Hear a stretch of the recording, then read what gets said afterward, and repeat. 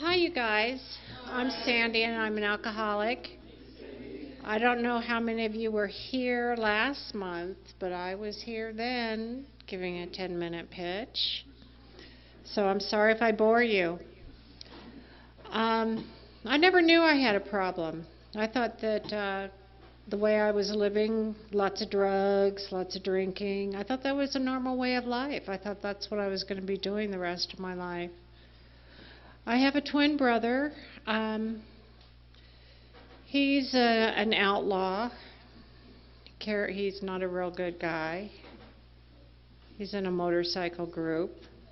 Their colors are red and white. We came from a dysfunctional home. I mean, we had all the financial means we could ever want. But my mom had a brain tumor that we didn't know about, so she was very physically and verbally abusive. And a lot of our housekeepers and stuff got fired over it because they would try to defend us. The gardeners didn't even want to come in.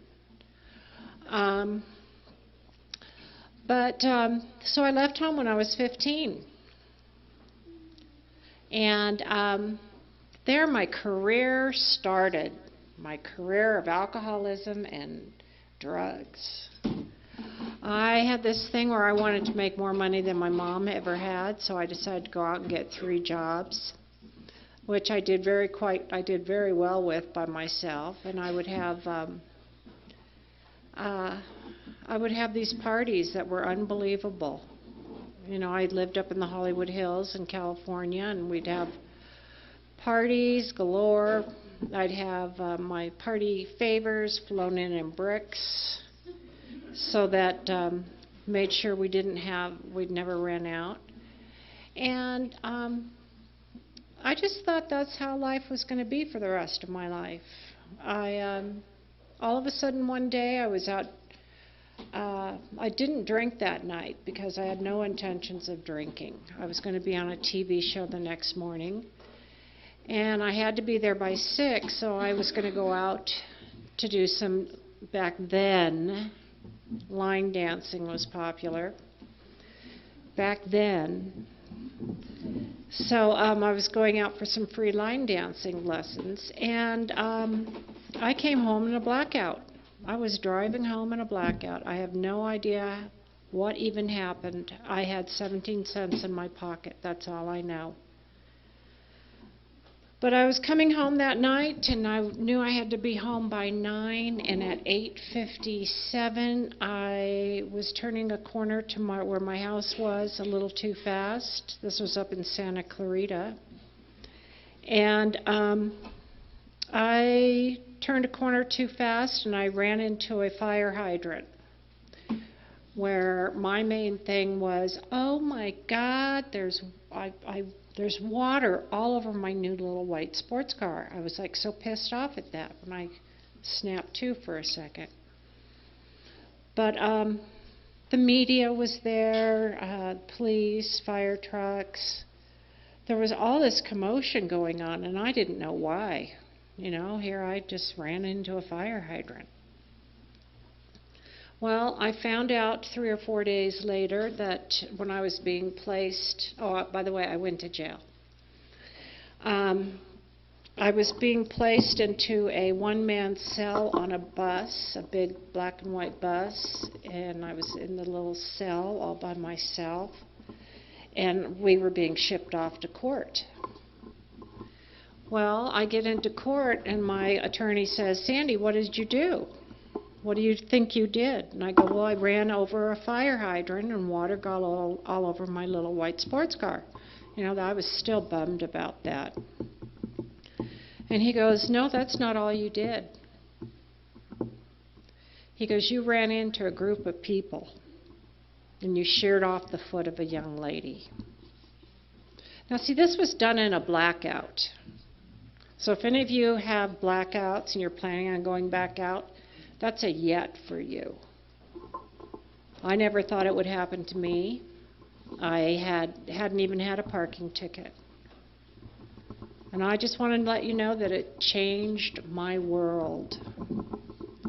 I was incarcerated, and then I was sent over to prison for a while.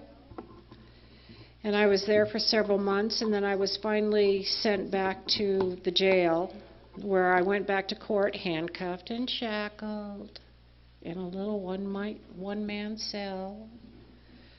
I was taken to court, and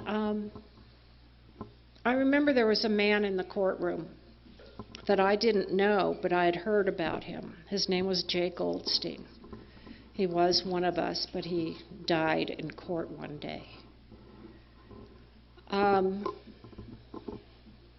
Jay Goldstein was, what I found out later, was a court advocate. And he fights for people who have gone, that are getting sentenced from this disease of alcoholism.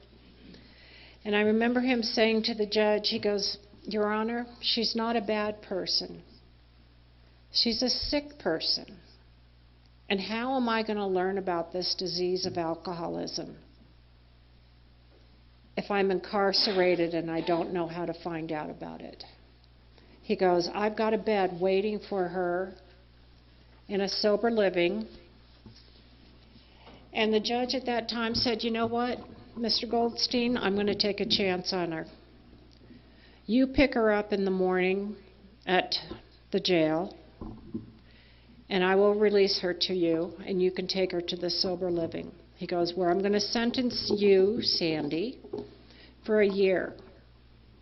That means even if you walk the streets, spit on the sidewalk, anything you do wrong, you're going back to do your time." And I was facing 5 to 7 years. So I went to this recovery home,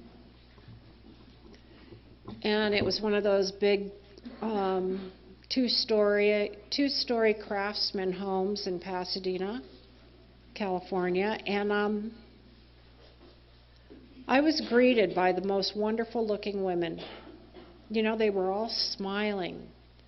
They were all welcoming me into this home where everybody in there was learning about this disease of alcoholism. The girls in there, they had me sleep in a room all by myself for 3 days. Because, see, when I was in jail, I was sleeping in a room with 300 women. One room with 300 women in it. They don't shut up. It was so noisy. But I got to stay in a room by myself, and it was so lovely just being able to fall asleep with no noise, and to get up in the morning, no noise. I was craving that, because I wasn't a real loud person, except when I was drinking and drugs and stuff. So I was eventually put in a room with 4 other women, and I was put in like a little garden room. It was like a little room with windows all over, and it was really a pretty room. And I woke up the next morning and I heard birds singing. And I hated birds. I would try to sleep and they would start chirping in the morning. That really interfered with my sleeping. But I was hearing these parrots chirping, and it was like, oh my God, that's beautiful. I got to learn about this disease of alcoholism. We had groups in our recovery home where we would sit and we'd read the daily reflection book, and then we'd start with the big book of alcoholism. And you know what? They told me in one of the meetings that there's only going to be 2 of you that survive in this room that are going to stay sober. There's another gal that I keep in touch with, and all the other women are dead because of this disease.